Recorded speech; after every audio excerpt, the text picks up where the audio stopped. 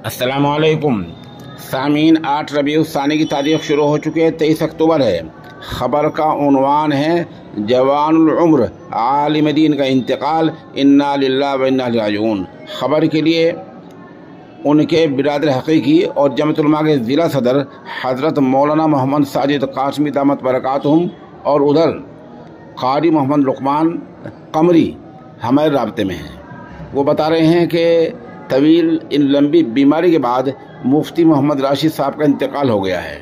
मुफ्ती मोहम्मद राशिद गांव सुन्ना में मनसब इमामत पर फाइज थे और वो दारुल उलूम वक्फ से फारिग थे। उम्र सिर्फ 28 साल थी। पसमानगान में 2 बेटे हैं। गांव सुन्ना में उन्होंने 6 साल तक नमाज पढ़ाई है। तदफीन अभी नमाज इशा के बाद गांव मुल्हेड़ा ज़िला मेरठ यूपी में है, उनके आबाई वतन में है। बता दूं कि ऐसे इमाम कम ही होते हैं। वो गांव वालों से इस कदर घुल मिल गए थे, इस कदर मेल मिलाप था।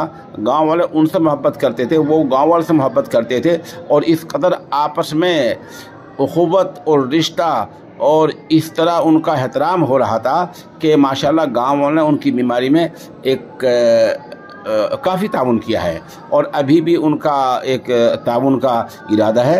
और माशाल्लाह गांव वालों ने खुद को उनके लिए वक्फ कर दिया था और उन्होंने गांव वालों के लिए खुद को वक्फ कर दिया था। इस तरह इमाम और मुक्तदी आपस में मेल जोल से रहा करते थे।